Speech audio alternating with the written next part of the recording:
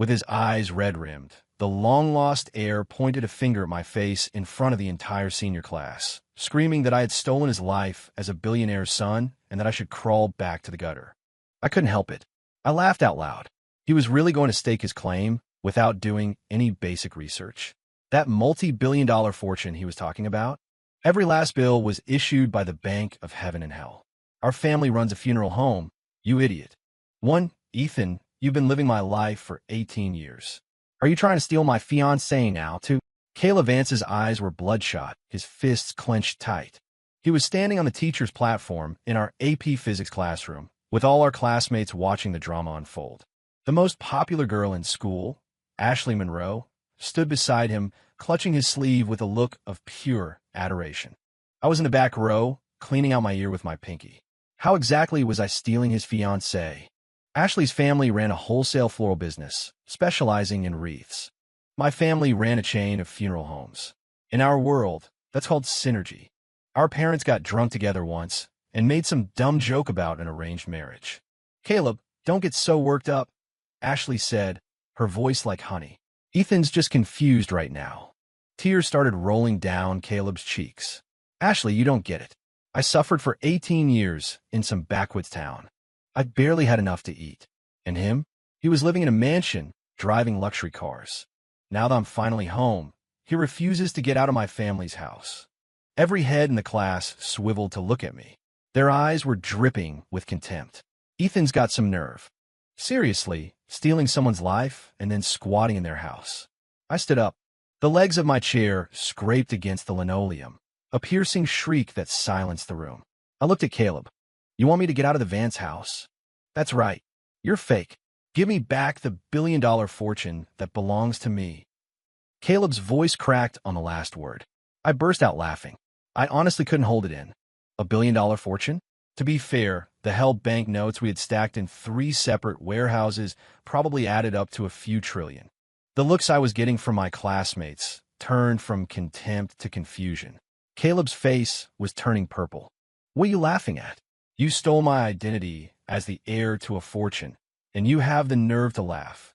I walked to the front of the room and clapped him on the shoulder. He recoiled in disgust, brushing off his cheap, knockoff designer shirt as if I had the plague. Caleb, before you came here to claim your birthright, did you even bother to Google what our family actually does? He puffed out his chest, his voice booming with pride, loud enough for the whole school to hear. Of course I did. My real father is the chairman of the Eternity Holdings Group. He's a billionaire. He has dozens of subsidiaries across the state. It's a massive multinational corporation involved in real estate, wellness, and high-end specialized services. Ashley's eyes sparkled as she clung to his arm, her face a mask of worship. Caleb, you're amazing. I knew you were destined for greatness. Not like some people who live someone else's good life for 18 years and then shamelessly refuse to leave when the real owner comes back. The other students, sensing a shift in the social hierarchy, immediately started kissing up. Caleb, man, don't forget the little people when you're rich. Dude, you're going to be the biggest trust fund kid in Chicago. You'll probably have a couple of Rolls Royces just to drive to the grocery store, right? Floating on a cloud of praise, Caleb stood up straighter and pointed at me, issuing his official eviction notice. You hear that? Ethan, if you know what's good for you, get out of my family's mansion and leave all those designer watches and luxury car keys in your room. They're mine. I looked at his arrogant face and gave him a slow, deliberate nod. Eternity Holdings Group. It was indeed a massive corporation. The full name, however, was Eternity Holdings Group, Premier Funeral and Mortuary Services. The dozens of subsidiaries were, in fact, a chain of state-of-the-art crematoriums and luxury memorial parks. The wellness and high-end specialized services he mentioned, that would be our industry-leading embalming and post-mortem cosmetic reconstruction. As for the billion-dollar fortune he was so obsessed with, those 3 massive warehouses in our backyard were indeed filled to the ceiling with shrink-wrapped bricks of spirit money, all featuring the face of the celestial treasurer, issued by the official Bank of Heaven and Hell. Pick a bill, any bill. The smallest denomination was $100 million. Fine, I said. I won't stand in your way. If you're that eager to take over the family business, I'll be out by this afternoon. I reached into the side pocket of my backpack and pulled out an exquisitely crafted little paper craft gold bar, something I grabbed on my way out the door that morning to fidget with. I tossed it into his chest. Here, a little advance on your new allowance. I swung my backpack over one shoulder and walked out without a backward glance. Yeah, you better run. A pathetic fake like you has no right to compete with me. Caleb shouted at my back, his voice dripping with triumphant arrogance. I just waved a hand over my shoulder. Hope you enjoy taking over the family business. And sleep with an extra blanket. Our line of work keeps the AC blasting year-round. It gets a little chilly. 3 outside the school gates, I found a quiet corner and pulled out my phone to call my dad.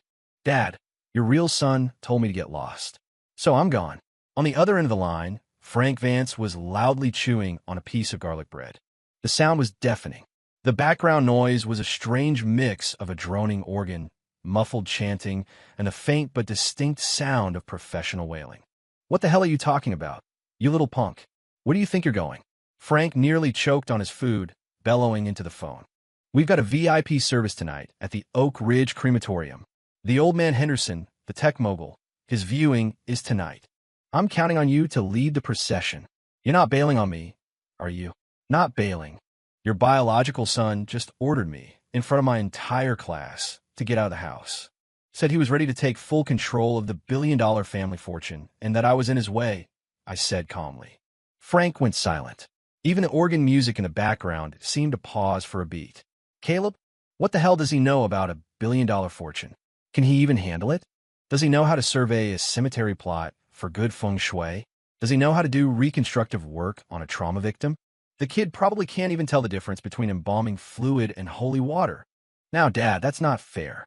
He's the real heir, pure-blooded. Besides, he has to learn sometime, right? How else is he supposed to carry on your legacy? I paused for dramatic effect, shifting into my best salesman voice. And honestly, I think the kid's got a natural talent for it. Incredible lung capacity, and his voice carries like you wouldn't believe. The way he was wailing in class just now, the pitch, the raw emotion. It would be a crime against the entire funeral industry not to let him mourn professionally. Put him in as the headliner for the Henderson service tonight. I guarantee he'll elevate the tragic atmosphere to a whole new level. On the other end, Frank stroked his chin, pondering. You might have a point. If he's going to be part of the family, he can't be afraid of the work. Might as well throw him in the deep end. Great. I'll text him to head home and meet you. You can start his training. I hung up and looked at the setting sun, feeling pretty damn good. A quick mental calculation told me it was the 15th of the lunar month. A most auspicious day for viewings, burials, and breaking ground. The glamorous, billion-dollar lifestyle Caleb had always dreamed of was about to begin. For that evening, Caleb came home.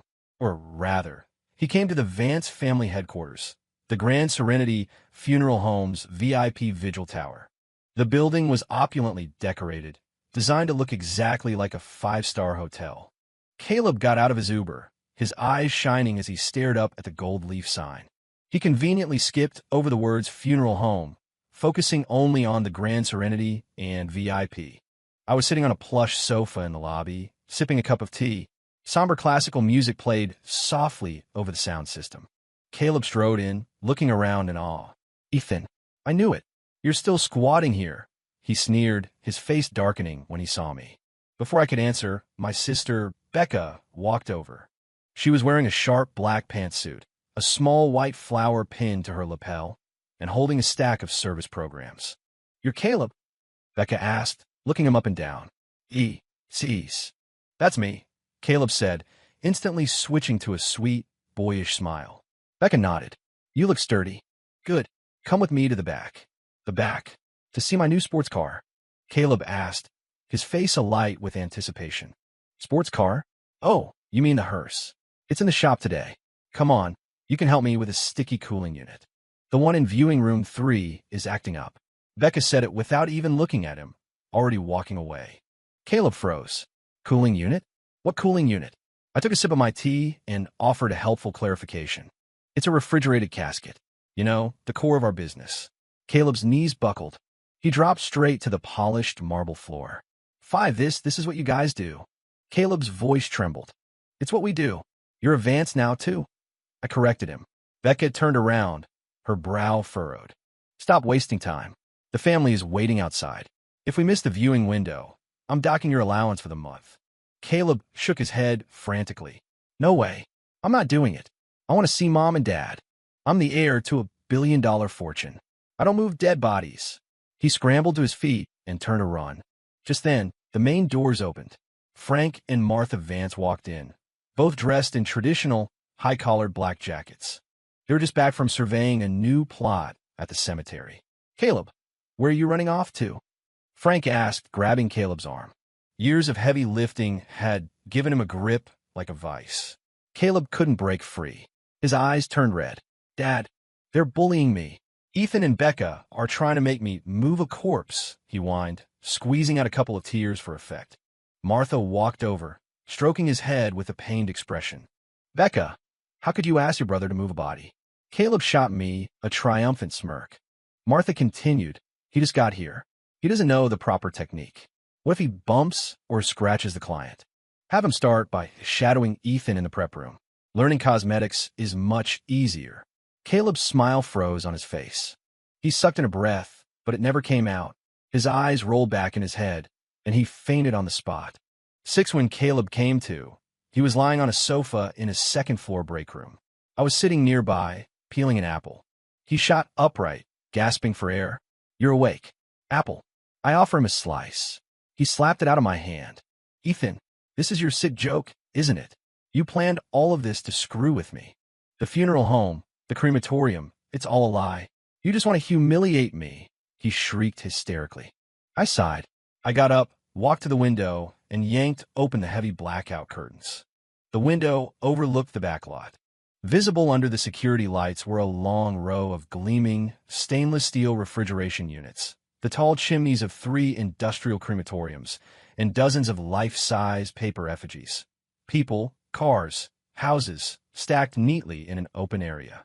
A gust of night wind blew through the yard. The heads of the paper people all swayed in unison.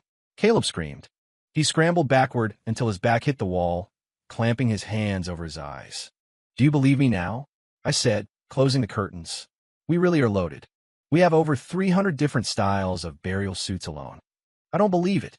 I don't. I did my research. The Eternity Holdings Group owns real estate, hotels, he stammered, his lips trembling. Oh, that's Eternity Real Estate, our luxury cemetery development branch. And the hotel is this building. These are the VIP suites for families holding vigils. I explained patiently. Caleb completely fell apart. He sank to the floor, holding his head in his hands and sobbing. The high society life he'd imagined. Yachts, champagne, supermodels, corporate takeovers. The high society life he got. Urns, spirit money, professional mourners, all-night vigils. The whiplash was too much. His brain just short-circuited. 7 the next morning, Caleb came downstairs with 2 massive dark circles under his eyes. He clearly hadn't slept. The soundproofing in this building was good, but you could always hear the faint, distant sound of someone crying. Frank was at the dining table, drinking black coffee and eating a bagel. Caleb, get some food. After you eat, you're coming with me to viewing room 3. An old gentleman passed yesterday, and the family wants the full premium service, Frank said without looking up. Caleb bit his lip. He suddenly rushed over to Frank. Dad, I don't want to do this. It scares me. Make Ethan do it. He's been doing it for years. He's a pro. I just want to be a normal kid and go to school. Frank put down his coffee mug. His face hardened. In the Vance family, we don't carry dead weight. If you don't learn the business, how are you supposed to take over? How are you going to manage hundreds of employees? I don't want to take over. Just cash me out. I want the money. Caleb blurted out. The air went still. Frank stared at him, his eyes sharp. You want money? You think money just grows on trees? This is clean money, earned one client at a time, by dealing with the dead with respect. Frank slammed his hand on the table. The coffee in his mug sloshed over the side. Caleb flinched, shrinking back. Dad, Caleb just got here. Give him time, I said, wiping the table with a napkin while adding a little fuel to the fire. But today's service is a big deal. If he messes it up, the client will be furious. Mess it up? He wouldn't dare. Frank glared. Today, you stick to Ethan like glue. What he tells you to mourn, you mourn. When he tells you to bow, you bow. Ethan, you keep an eye on him. You got it, I replied. Caleb shot me a look of pure, undiluted hatred. 8 Viewing Room 3. The family's cries filled the air. This was, indeed, a major service. The deceased had been a prominent figure in the city. I was wearing a simple officiant's robe, holding a small ceremonial bell. Caleb had been forced into a plain, white mourning robe and was standing behind me. Ethan, you just wait. I'm not going to let you look down on me, he hissed, his voice low and seething. I rang the bell. The clear, crisp sound echoed through the hall. Less talking. The family is starting the procession. Get ready. Caleb snorted. He cleared his throat, then dramatically threw himself to his knees in front of the casket. Grandpa, oh, Grandpa, why did you have to leave so soon? What am I going to do all alone in this world? He wailed, his voice piercingly loud. The entire family fell silent, stunned. The deceased's eldest son walked over, a confused look on his face. Excuse me, young man. Did you know my father? Caleb was crying up a storm, snot and tears everywhere. No, but I just can't control this overwhelming sadness. The departed has such a kind face. He looks just like my own grandfather. The son was genuinely moved. His eyes reddened, and he patted Caleb's shoulder. You're a good kid. Thank you for your sentiments. Caleb shot me a triumphant, challenging look over his shoulder. The message was clear. See, I'm better at this than you. I remained expressionless and rang the bell again. Caleb, emboldened, ramped up his performance. He started rolling on the floor in grief. Grandpa, take me with you. As he rolled, he bumped into the offering table next to the casket. The large ceremonial urn on the table wobbled. With a loud crash, it fell to the floor, scattering ashes everywhere. The son's face instantly changed. What are you doing? You knocked over my father's urn. That's a terrible omen, he roared, grabbing Caleb by the collar. The rest of the family swarmed forward, furious. Caleb panicked. I didn't mean to. I was just so overcome with grief. Security! Get this lunatic out of here, the son yelled. A couple of burly staff members came over, grabbed Caleb, and started dragging him out. Caleb struggled wildly, turning to me for help. Ethan, say something. I'm your brother. I rang the ceremonial bell one more time. The sound was calm and clear. My deepest apologies to the family. This temp is new and clearly not ready for service. I will handle this immediately. I gave Becca a quick look. She strode forward, grabbed Caleb by the scruff of his neck, and hauled him out of the room like a misbehaving kitten. 9 that night, Frank was furious. You useless screw-up of a son. If I hadn't pulled some strings and personally apologized to the Henderson family, you would have ruined our reputation today. Caleb was kneeling in the middle of the living room, crying his eyes out. Dad, it was Ethan. He pushed me on purpose. That's why I hit the table. He's trying to destroy my image in front of you. Caleb pointed a shaking finger at me. He actually thought that trick would work again. I walked over to the huge flat-screen TV on the wall and mirrored my phone to it. The security footage from the viewing room played in crystal-clear 4K. It showed Caleb, in all his glory, rolling around on the floor and kicking the leg of the offering table all by himself. Caleb, we may be in the death care business, but our tech is top of the line. We have 360-degree coverage, no blind spots, I said, leaning back on the sofa and taking a sip of water. The color drained from Caleb's face. Frank kicked him hard. Caleb crumpled to the floor. You dare to lie. You dare to frame your brother. You worthless piece of trash. Frank was shaking with rage. This time, even Martha didn't defend him. Caleb, honey, we have to be honest in this life. I'm very disappointed in you.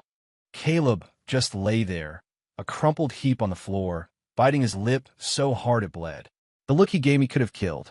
The next day, Caleb claimed he was sick and refused to go to the funeral home. Frank didn't push it. You can't force a horse to drink. He let him stay home to reflect. Frank and I went to handle another service. Around the time school let out, I got a call from Ashley. Ethan, Caleb's in trouble. You have to get to the school now. Her voice was frantic. I frowned. What kind of trouble? Did he see a ghost? No.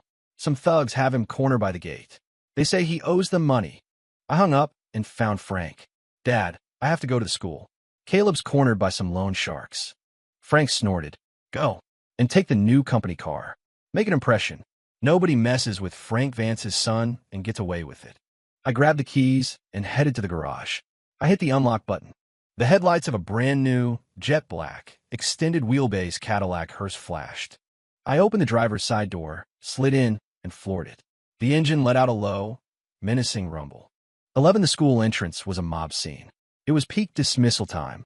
Caleb was pinned against a brick wall by 3 guys with bad-dye jobs and worse attitudes. Ashley was standing nearby, wringing her hands. "You can't do this. I've already called the police." Ashley yelled. The leader of the trio just laughed. "Call the cops? He owes our boss money, fair and square. Borrowed 10 grand back in his hick town. Now that we hear he's a big-shot billionaire, the interest brings the total to 30 grand. The students watching started whispering. Didn't Caleb say he was some billionaire's heir? How can he not have 30 grand? Guess the family doesn't like him much. He's just a new guy, after all. Caleb was sweating bullets. "I don't have it. My dad hasn't given me an allowance yet. Go ask Ethan. He has money." Without a moment's hesitation, he threw me under the bus. The thug grabbed a fistful of his hair. "Cut the crap. You don't have the money today. You're leaving without a kneecap." Honk! An incredibly loud, deep car horn blasted through the air. The crowd of students flinched and parted like the Red Sea. A long, jet-black Cadillac glided to a stop right in front of the gate. The front grille was adorned with a massive, tasteful arrangement of white lilies. The windows were tinted so dark they looked like polished obsidian. The entire area fell silent. The car's purpose was unmistakable. I pushed the door open and stepped out. I was wearing a black trench coat and sunglasses. "Who needs 30 grand? I asked, taking off the sunglasses. The lead thug stared at me, then at the hearse, then back at me. "Ooh, who the hell are you?" Caleb yelled as if he'd just seen his savior. "Ethan, you're finally here. Pay them for me. Hurry up." He said it with such entitlement, like I was his personal ATM. 12 I walked up to the lead thug. I reached into my coat and pulled out a thick stack of bills. Not US dollars, though. These were held banknotes, issued by the Celestial Treasury. Denomination, 100 million each. I shoved the stack of spirit money into the thug's hands. 30 grand is an insult. Here's 30 billion. Go nuts. Don't be shy. The thug looked down at the money in his hands. His face turned a sickly shade of green. "You son of a bitch. You trying to mess with me with dead people money?" He swung a fist at my face. I sidestepped, grabbed his wrist, and twisted it down. He let out a yelp and dropped to his knees. His 2 buddies charged. I kicked one in the stomach and grabbed the other by his jacket, using his own momentum to slam him against the side of the hearse. The impact made a dull, heavy thud. In seconds, all 3 were on the ground groaning. The whole thing was fluid and efficient. After a decade of moving caskets, I was a lot stronger than I looked. The crowd of students gasped. Caleb's jaw was on the floor. I dusted off my hands and walked over to him. Feeling bold now, racking up debts and expecting me to pay them. Caleb swallowed hard and took a step back. "Ethan, what are you doing? I'm your brother. Get in the car. Dad wants you home for dinner," I said, pointing to the hearse behind me. Caleb shook his head frantically. "I'm not getting in that thing. It's bad luck. Everyone's watching. It'll ruin my reputation." He grabbed onto the iron bars of the school gate for dear life. I sighed. I walked over, grabbed the back of his collar, and dragged him like a sack of potatoes over to the hearse. I opened the rear hatch. There were no seats in the back, just a long, carpeted platform with rollers, normally used for sliding a casket in and out. I tossed him inside, slammed the hatch, locked it, all in one smooth motion. I got back into the driver's seat and started the engine. And to the stunned silence of the entire student body, I drove off, my brother rattling around in the back of the hearse. 13 The sound of Caleb's frantic pounding and screaming echoed from the back. I ignored it. I turned on the premium sound system and put on a CD of Gregorian chants. Cranked the volume to max. All peace and quiet. When we got back to the funeral home, Becca opened the rear hatch. Caleb tumbled out, covered in sweat and pale as a sheet. He dropped to his knees and started dry heaving. "You puke in the driveway. You're the one cleaning it up," Becca said coldly. Caleb looked up, his eyes blazing red with fury as he stared at me. "Ethan, I'm going to kill you.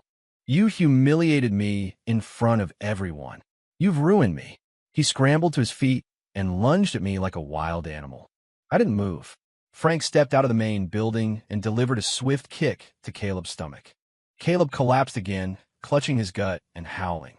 "Where's my money? Where's the $10,000 you stole from my safe yesterday?" Frank roared. Caleb's body went rigid.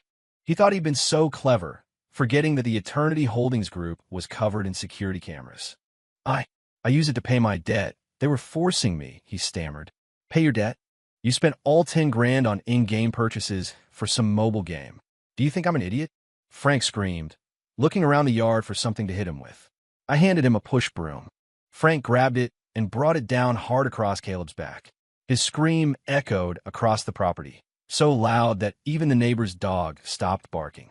14 after that incident, Caleb was quiet for a few days, but the hatred in his eyes only grew deeper. He was too scared to cross Frank or Becca, so he directed all his resentment at me. In his mind, I was the one who had ruined the life that should have been his. A week later, a disheveled-looking couple showed up. The man was missing an eye, and the woman walked with a severe limp.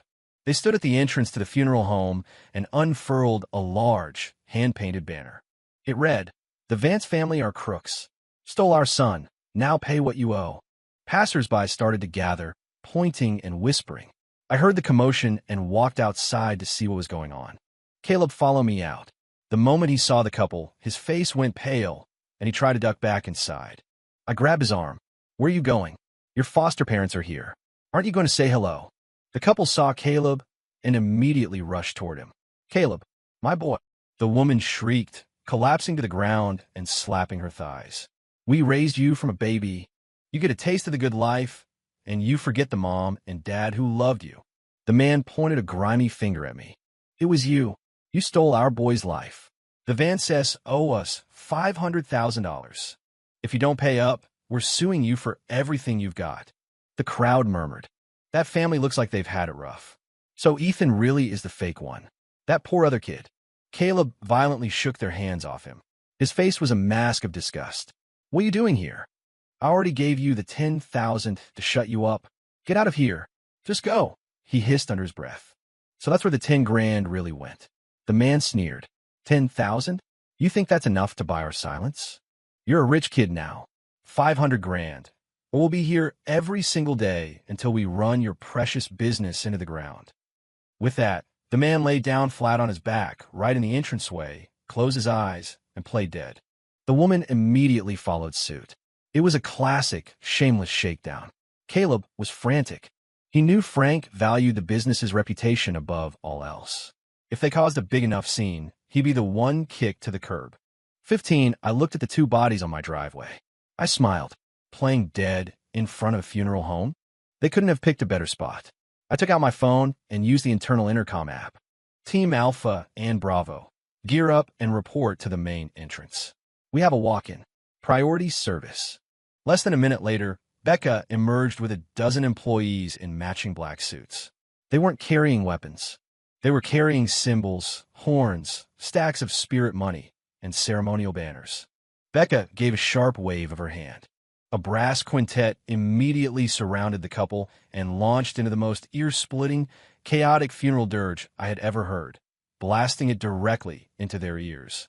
The piercing sound tore through the air. The couple flinched and clamped their hands over their ears, but they stubbornly refused to get up. "Make it rain," I ordered. 2 employees stepped forward with large trash bags, grabbed huge fistfuls of held banknotes, and began showering the couple with them. A blizzard of fake money with astronomical denominations fluttered down, covering their bodies. "Light the incense. Bring the offerings." 3 large incense burners were placed around their heads, and thick sticks of incense were lit, shrouding them in fragrant smoke. A plate of hard dinner rolls was placed by their hands. The onlookers were speechless. This was a level of conflict resolution they had never witnessed. A physical shakedown met with a spiritual exorcism. The man couldn't take it anymore. He shot up, his face purple with rage. "What are you doing? Are you trying to curse us to death?" I walked forward, a pleasant smile on my face. "Well, you were playing dead in our doorway. Here at Grand Serenity, we pride ourselves on thorough, attentive service. Consider this our platinum stairway to heaven package.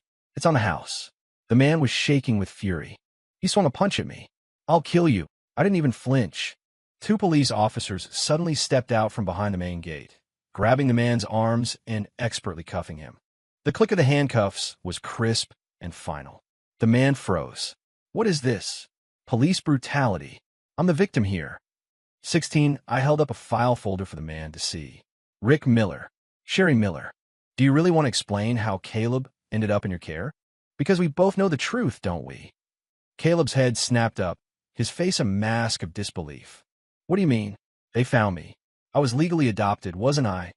I looked at him, my voice flat. "You think it was a coincidence they found you? Caleb, they kidnapped you. They're professional child traffickers. Years ago, they were hired by one of Dad's business rivals to steal you. The plan was to sell you, but the buyer backed out because you were a sickly baby. So they raised you as their personal meal ticket." I let that sink in. And me? I was just an infant they found abandoned on the side of the road. To avoid trouble from both sides, they swapped me into your crib, the Vance house, and kept you. The crowd erupted. The woman, Sherry, panicked and scrambled to her feet to run. The second officer took her down with a clean, professional tackle. "Police, don't move. We have definitive evidence linking you to multiple kidnapping cases. You're coming with us." The couple, their faces ashen, were escorted to a squad car. The crowd of onlookers actually applauded. Caleb stood frozen, shaking from head to toe. He looked at me. You knew all along? I hired a private investigator the day you showed up. You knew something was wrong with their story, too. But you were so desperate for the billionaire lifestyle, you chose to keep it a secret. Didn't you?" My words hit their mark. Caleb's legs gave out, and he collapsed onto the pavement. All his schemes, all his lies had just been blown to pieces. Frank walked out of the main entrance, calmly polishing a pair of walnuts in his hand. "Caleb, the Vance family can afford to support a fool, but we will not tolerate a snake." Caleb grabbed Frank's leg, sobbing hysterically. "Dad, I was wrong. I was so wrong. Please don't kick me out." Frank kicked his hand away. "I'm not kicking you out. Starting tomorrow, you're on the night shift in the morgue. We can talk about you inheriting anything when you've finally grown a spine." 17 time flew. Before we knew it, senior year was over. The day SAT scores were released, the entire Vance household was on edge. Frank even set up a small altar in the yard and lit incense for the patron saints of our profession. I sat down at the computer and typed in my login information. The page lagged for 10 seconds, then loaded. The score popped up, 1,600. A perfect score, top in the state. Frank stared at the number, so excited he crushed the walnuts he was holding in his hand. "That's my boy. That's my boy. You've made this family proud." Becca slapped me on the back so hard I nearly coughed up a lung. "How was your brain even wired? The plans to take Eternity Holdings public are all on you now." Martha, her eyes red with tears, was already on the phone booking the fanciest restaurant in Chicago for a celebration dinner. I just smiled and took a sip of my tea. This was all part of the plan. I walked out to the back lot. In front of Cold Storage Unit 3, Caleb was in a set of work overalls, meticulously polishing a refrigerated casket. He was thinner. The entitled anger on his face was gone, replaced by a quiet, almost numb calmness. 6 months of working the night shift had sanded down all his sharp edges. I walked over and knocked on the glass top of the unit. He looked up at me. "Congratulations. On the perfect score." His voice was quiet. "Thanks." I took a debit card out of my pocket and held it out to him. "There's 10 grand on here. Dad told me to give it to you. It's your salary for the last 6 months." Caleb just stared at it, not taking it. "Take it, and stop with the stupid ideas. You work hard, and this family will take care of you." I pushed the card into his hand. Caleb clutched the card, and his eyes suddenly welled up. He looked down as a tear splashed onto the glass of the casket. "Ethan, I am sorry. I was such a bastard. I didn't say anything. I just turned to walk away. You know," he said to my back, "working with the dead isn't so bad. They don't lie, and they don't judge me." I waved a hand over my shoulder. "Great. Now, finish up. We've got 2 donor bodies being delivered from the University Medical Center tonight. You're on intake." Caleb's body went stiff. "Me again? By myself? It's creepy back here at night. What's there to be scared of? You're the true-born son of the Vance family. Try to act like the heir to the throne." I pushed open the door and stepped back into the sunlight. Behind me, in the yard, the paper effigies swayed gently in a breeze. The story of the Vance family was far from over. Eternity Holdings was about to get bigger, stronger, and go global. As long as people die, business will never be bad. That's what it means to be a real billion-dollar family.